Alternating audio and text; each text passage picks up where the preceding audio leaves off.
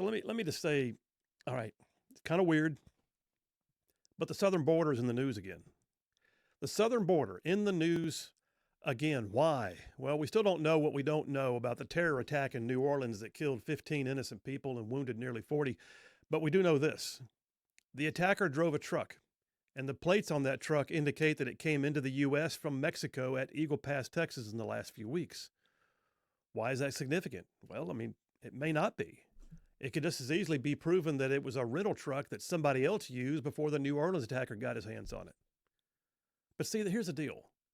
There's been so much mayhem surrounding our southern border for the past few years that anyone with a lick of sense sees this issue of the terrorist truck crossing our border as just another example of why we need border controls. I mean, in short, the crisis at the border has been so bad for so long that everything that touches it becomes suspect.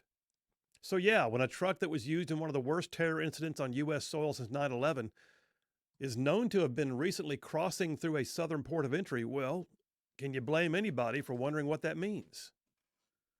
I'll be honest, the Trump administration has their work cut out for them when it comes to restoring confidence in our national border security.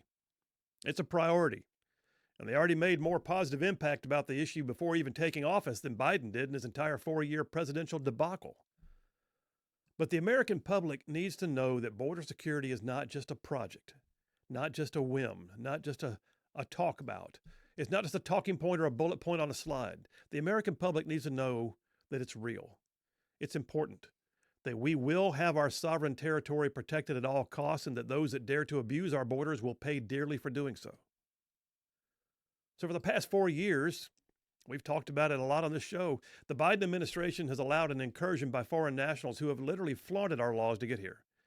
But in truth, I mean, they've been told, our house is your house, so come on in. Communities along the southern border have been devastated by illegal immigration. Crime across the country tied to illegal aliens is a daily news headline, and unfortunately, too many people are just getting numb to it. It's heartbreaking, really. But despite the obvious impact that illegal immigration has on our national psyche, the fact remains that some elected leaders still don't get it. Multiple blue state governors and blue city mayors, they still say they don't intend to cooperate and they'll continue their sanctuary policies. Well, a change is not just needed, a change is imperative. It is actually desperately needed in some places. But the amazing thing is the southern border has actually been an issue for a long time. Historically, we've had a very tenuous relationship with Mexico. But in the past, we did not sit idly by.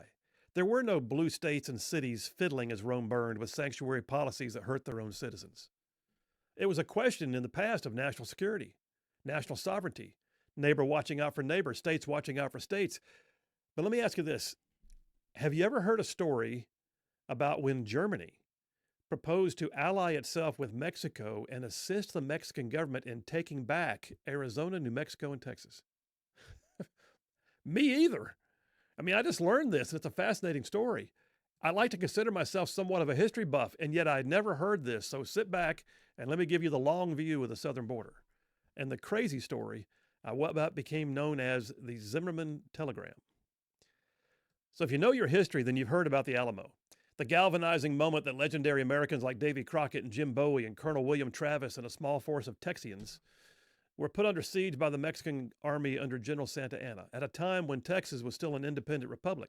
Those Texians were fighting for sovereignty. Well, they held out in the Alamo for weeks, but eventually were wiped out to the last man. And a month later, though, the Texican army under Sam Houston defeated the Mexican army. And then 9 years after that, Texas became a U.S. state. But the Mexican government, though, was still determined to have it back.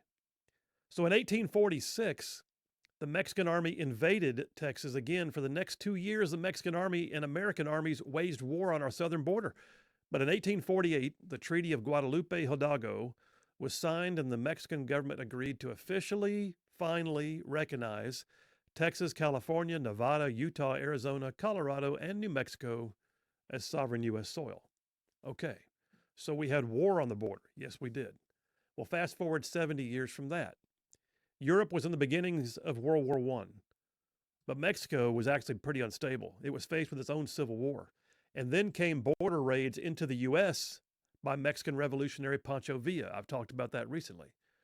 There was a nationwide call here in the U.S. for National Guard units to be activated for federal service on guard duty along the U.S. border with Mexico in Arizona, New Mexico, and Texas after Pancho Villa conducted a raid on Columbus, New Mexico, and killed literally, y'all, listen, 100 years ago, Pancho Villa came in from Mexico and killed, I want to say it was 19 people and left the town in flames. He had a 1,500-man army, just crossed over into the U.S., went to Columbus, New Mexico, and killed 19 people and burned the town. Well, President Wilson ordered General John Blackjack Pershing to lead 6,000 American troops into Mexico and capture Villa. And reluctantly, Mexican President Carranza at the time agreed to allow the U.S. to then invade a Mexican territory. So for nearly 2 years, Pershing and his soldiers, they chased the elusive Villa back and forth on horseback, on automobiles, with airplanes.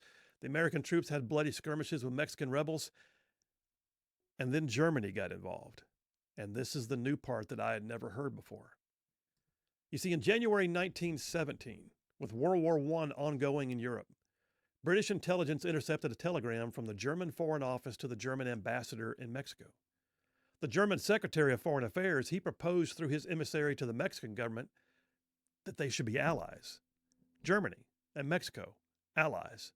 Germany was preparing to go all in on unrestricted submarine warfare in the Atlantic, and they feared the idea of the U.S. getting involved in the war in Europe. So Germany officially proposed to provide support to Mexico for it to reconquer what the Zimmerman telegram called, quote, Mexico's lost territory of New Mexico, Texas, and Arizona. Y'all, I'd never heard this story. This is crazy. But what's even crazier is that the Mexican government gave it serious consideration. It is said that the Mexican president and his cabinet studied the proposal, gave weight to it, but in the end, Mexico decided not that it was unwise to fight with their neighbor to the north. No, not on the basis of being good neighbors. No. Mexico just decided to decline Germany's offer because they did not think they could gather up the necessary military equipment and manpower at a time when they were already facing internal strife and civil war. My first thought was this couldn't have been real. Was this just like a ruse to get America into World War I? No. It appears the German government actually confirmed the authenticity of the telegram when they were confronted by the U.S. and Great Britain. The American public was incensed. Any anti-war sentiment went away. A few weeks later, German submarines began seeking commercial shipping, and a week later, the U.S. entered the First World War. So in October of 2005, by the way, an original copy of what is now known as the Zimmerman Telegram decoding document was discovered in the archives of the British Communications Headquarters. And for reasons that I don't understand, there's still at least 6 classified files related to the Zimmerman Telegram that have never been made public. But my point in telling you this bit of history is not just that it's interesting. It's in order to paint the long view that the American border has historically been a source of great effort to secure. Wars and raids and incursions and threats of geopolitical alliances. Taking care of our southern border takes work. It takes a plan. It takes real effort. And we have had no effort from D.C. for the past 4 years. Look, American communities have been harmed and are living under threat, and it was seen back then as an invasion. A destruction of the sense of security and sovereignty that every U.S. citizen has a right to expect their government to ensure for them. A blatant and intentional effort to blur the lines of our national borders by the Biden administration has failed to provide even a hint of care and concern that one should expect a government to provide. So the bottom line is this. Yeah, there was a Zimmerman telegram. Yeah, we've had wars on our southern border. We've had Mexico try to re-seize territory. We even had Germany try to ally itself during a time of European war with Mexico to help them invade our southern borders. But the bottom line is this. We're still here, and that border is still ours, and we have to secure that border. And I believe that we will. We've done it before. We'll do it again. Because without a border, you have to question whether you really have a nation. And that's a wrap for the Rightside Way.